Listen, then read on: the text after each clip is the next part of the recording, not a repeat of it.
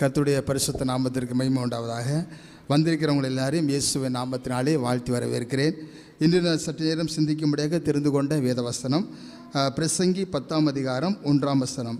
செத்த ஈக்கள் தைலக்காரனுடைய பரிமள தைலத்தை நாரி கெட்டுப்போக பண்ணும், நாணத்திலும் கனத்திலும் பெயர் பெற்றவனை சொற்ப மதியனமும் அப்படியே செய்யும். இன்றைக்கு நாம் சிந்திக்கும்படியாக தெரிந்து கொண்ட தலைப்பு என்று சொன்னால் சொற்ப மதியனம். இன்றைக்கி மதியனம் என்று சொல்லும் பொழுது இந்த உலகத்தில் ஒரு வார்த்தை சொல்லுவாங்க, என்னது? விதியை மதியால் வெல்லலாம். ஆனால் வேதத்தில் விதி என்கிற வார்த்தை எங்கேயுமே இல்லை. இங்கே இருக்குதா? விதி என்கிறதே இல்லை. ஆனால் மதியனமாக செய்ததை வேதத்தில் அநேக இடத்துல சொல்லப்பட்டிருக்கிறது. ஆனால் இதை குறித்து பார்க்கும் பொழுது நீதிமொழிகள் 22ஆம் அதிகாரம் 15ஆம் வசனத்தில் பிள்ளையின் இருதயத்தில் மதியீனம் ஒட்டி இருக்கும், அது தண்டனையின் பெரும்பு அதை அகற்ற. ஒரு பிள்ளைக்கு சின்ன பிள்ளைகள் இருக்கும்போது ஸ்கூல் போகும்பொழுது படிக்கும் பொழுது அநேக தவறான மதியீனமான காரியங்களை செய்யும் பொழுது அதை என்ன செய்வோம்? ஒரு அடி அடித்து தண்டனை கொடுத்து திருத்துவோம். இது நாம் அவர்களை திருத்துகிறது நான் பார்க்கிறோம். ஆனால் இன்னொரு மதியீனம் சொல்லப்பட்டிருக்கு.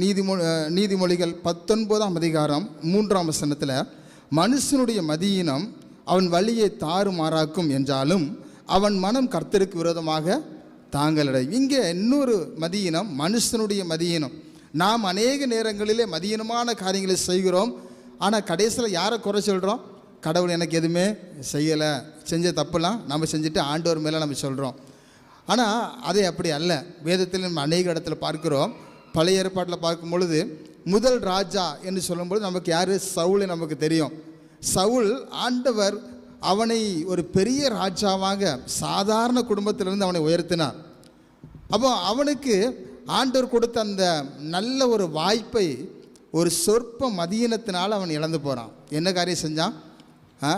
அந்த ஆண்டவர் அழிக்க சொன்னதை அழிக்காமல் பலி செலுத்தர் இவன் முன்பதாகவே அதை ஆண்டவர் அழிக்க சொன்ன அந்த ஆண்டவர் கொடுக்க காணிக்கை இது நினச்சி அவன் அதை பிரித்து எடுத்துக்கொண்டு அதை வைத்து அந்த சொற்ப மதியீனத்தினால சாமுவேல் சொல்கிறாரு, உன்னை நான் தள்ளிட்டேன் ஆண்டவர் சொல்கிறாருன்னு சொல்கிறார்.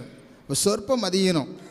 அதே போல் நம்ம புதிய ஏற்பாட்டில் பார்க்கும் பொழுது சொற்ப மதியீனத்தினால யூதாஸ் காரியோத் அவன் என்ன செஞ்சான்? ஒரு மதியீனமான காரியம். ஆண்டவரோடு கூட இருந்த ஒரு சீசன், அவர் அற்புதத்தை பார்த்தவன், அவரோடு கூட ஒவ்வொரு நாளும் இருந்து அவர் எல்லாவற்றையும் பார்த்து கொண்டிருந்த அந்த சீசனுடைய வாழ்க்கையில் ஒரு மதியீனமான ஒரு சின்ன காரியம் அவன் செய்ததுனால அவன் கடைசியில் அவன் நாண்டு கொண்டு சென்றதை பார்க்கிறோம். இப்படி மதியீனமான காரியங்களை அநேக காரியங்களை வேதத்தில் அநேக காரியங்களை பார்க்கலாம். ஆனால் அதே மதியீனமான காரியத்தை கூட வென்றவர்களையும் நாம் பார்க்கிறோம் வேதத்தில். அவரை காட்டி கொடுத்த யூதாஸ் சொல்கிறோம். ஆனால் அதே அவரை மறுதலித்தவன் பேதுரு அவன் சொற்ப மதியீனத்தையும் வென்றான். அல்லேலூயா. அவன் மதியீனமாக செய்த பிறகு கூட அவன் மனம் திரும்பி அவன் மறுபடியுமாக ஆண்டவருக்காக நின்றதை நாம் பார்க்கிறோம்.